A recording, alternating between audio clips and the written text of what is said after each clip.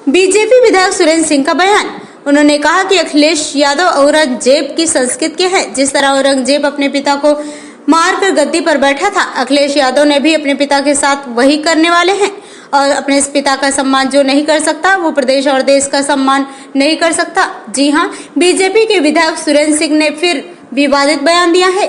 तिल मिलाए हुए स्वरों में न जाने क्या क्या कह डाले। उन्होंने कहा कि बंगाल के सीएम ममता बनर्जी, सपा मुखिया अखिलेश यादव और कांग्रेस सुप्रीमो सोनिया गांधी पर जमकर अपनी भड़ास निकाल दी और उन्होंने कहा कि सोनिया गांधी शारीरिक सुख लेने के लिए भारत आने वाली महिला हैं। बीजेपी के विधायक सुरेंद्र सिंह ने यहाँ तक कह डाला कि कांग्रेस की मुखिया नेता सोनिया के अंदर भारतीय संस्कृति है ही नहीं। वो तो अपनी सुख सुविधा के लिए भारत की धरती पर आने वाली महिला हैं, जो परोक्ष रूप से भारत की राजनीति की निर्जीव पार्टी के अध्यक्ष हो गए, जिसका दंश भारत झेल रहा है।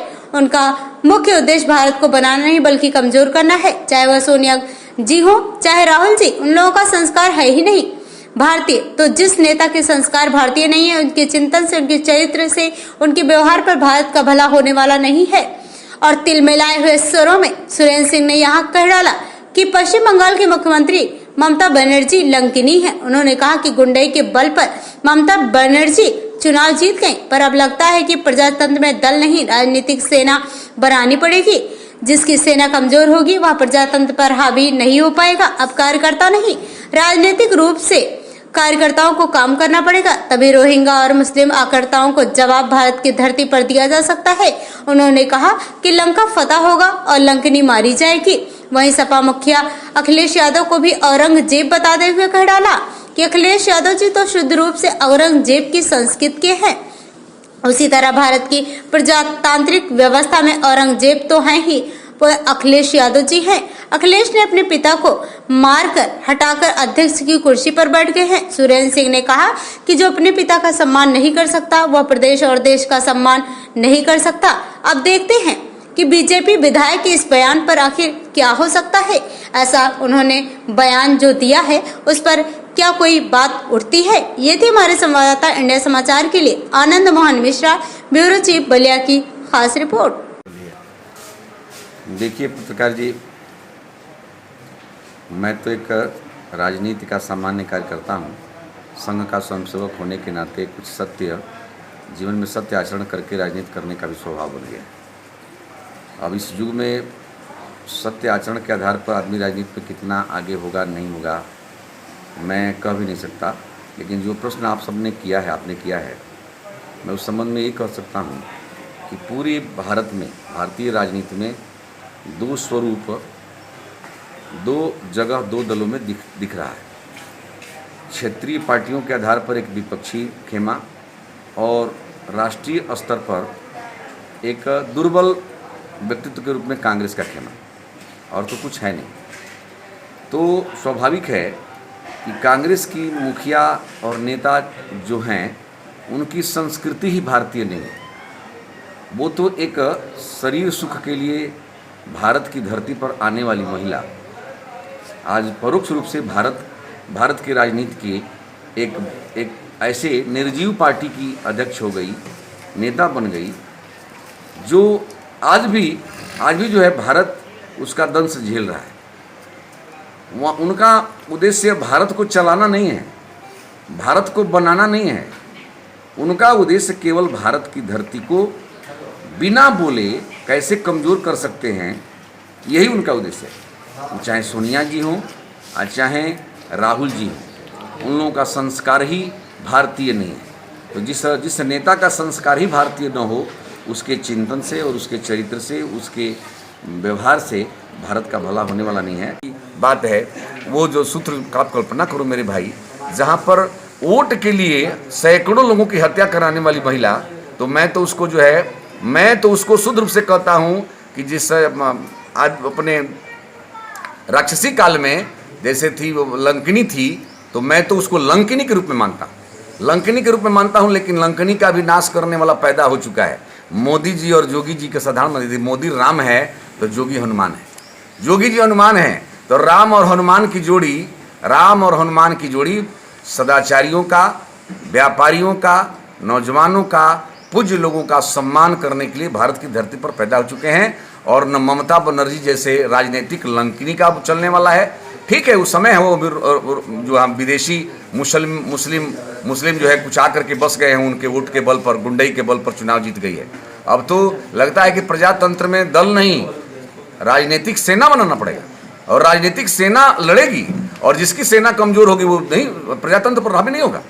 मैं तो अब बिल्कुल मैं कह रहा हूँ कि अब कोई चाहेगा कि केवल डिजिटल व्यवस्था से कोई कर ले। मैं तो ममता बनर्जी बंगाल के चुनाव के बाद से मेरे दिमाग में बात आ रही है कि अब कार्यकर्ता ही नहीं, और राजनीतिक सेना के रूप में कार्यकर्ताओं को काम करना पड़ेगा। तब जो है रोहिंग्या और मुस्लिम आक्रांताओं का जवाब भारत की धरती पर दिया जा सकता है। लेकिन भारत कमजोर नहीं है। यदि लंकिनी पैदा हो चुकी है, और इधर जो है सोनिया जी उसकी एक प्रेरक व्यक्तित्व हो गई हैं, जो केवल भारत की धरती पर सुख सुविधा प्राप्त करने के लिए आई हो, उसका कोई संस्कृति न हो, ऐसे लोगों से कोई कहता है कि देश का भला हो जाएगा, हमारे समझ से वो अपने हिंदुस्तान के संस्कृति को और अपने पुरखों के स्वाभिमान को कभी दिमाग में उतारा ही नहीं है। यदि द्वारा भी उतारा होता तो इस तरह की बात उसके दिमाग में आती ही नहीं। और मैं दावे के साथ कह सकता हूँ कि भारत 2000 तिवारी जी पत्रकार आप हैं, मैं अपने हृदय की बात कर रहा हूँ, किसी अपने नेता के सुझाव से उसे नहीं। मैं राजनीति में संघ का स्वयंसेवक हूँ, संघ के सम्मानित अधिकारियों ने हम तो एक शिक्षक हूँ, हमको विधायक आज बना दिया है, और मैं कह रहा हूँ कि जीवन का अंतिम दिन तक अपने सत्य आचरण के आधार पर ही राजनीति करूँगा। सफलता अपनी तो अलग की बात है, लेकिन मैं आज कह रहा हूँ, अपने हृदय की बात कर रहा हूँ, पीले भी कर रहा हूँ कि भारत की धरती पर राम के रूप में मोदी जी और हनुमान के रूप में जोगी जी का पदार्पण हो चुका है। लंका फतह होगा, लंकिनी मारी जाएगी, राजनीतिक दृष्टि से जो है लंकिनी ठीक हो जाएगी, उसमें कोई। तो बताइए, मैंने गंदे सोच के लोगों के साथ वैसा ही सोच का व्यक्ति जाता है। तो भारत की धरती पर क्षेत्रीय आधार पर, राष्ट्रीय आधार पर भी एक भारत को बनाने वाले लोग चिंता कर रहे हैं, दूसरी तरफ अपना परिवार और दूसरे साथ देश को कमज़ोर करने वाले लोग कम कर रहे हैं। मैं तो एक ही बात कह सकता हूँ कि कांग्रेस के भाइयों, थोड़ा सा भी विवेक और विचारशीलता हो तो तुम्हारा उस समय चिंतन कहाँ गया था जिस समय जम्मू कश्मीर की धरती से ब्राह्मण लोग भगाए गए थे और एक भी कोई व्यक्ति बोलने वाला नहीं था। आज ब्राह्मण की बात करते हैं आप मेरे भाई, ब्राह्मण के भला की बात सपा वाले कर रहे हैं। ये बात कल्पना करो, जब 2003 में जिसके वोट से, जिन यादवों के वोट से अखिलेश यादव आज नेता बने हुए हैं, आज जिन यादवों के वोट से बने हुए नेता, उनके कम से कम सैकड़ों लोग 2003 में मऊ में मारे गए, खुलेआम मारे गए।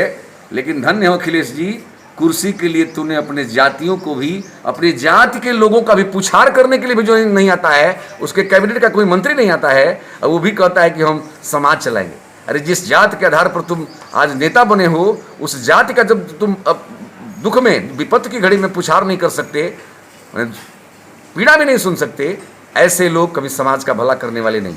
और अखिलेश जी तो शुद्ध रूप से औरंगजेब संस्कृति के हैं। औरंगजेब भी अपने पिता को मार के गद्दी पर बैठ गया था। आप प्रजातंत्र में, प्रजातांत्रिक व्यवस्था में, भारत के प्रजातांत्रिक व्यवस्था में कोई औरंगजेबी संस्कृति का नेता है तो अखिलेश जी। और अखिलेश जी हैं, अपने पिता को, एक सम्मानित पिता को लातों से मार करके हटा करके और देश का अध्यक्ष बन गया। अब इससे भी बड़ा जो है कोई संस्कार का उदाहरण दुनिया मिल सकता है। तो यदि विदेशी संस्कृति का ही जो पोषक है, विदेश में पढ़े हैं, लगता है कि वहाँ से संस्कार लेकर के आए कि औरंगजेब जैसे भगाया था उसे पिता को भी भगा दिए। तो जो अपने पिता का सम्मान नहीं कर सकता है, वो उत्तर प्रदेश और भारत का सम्मान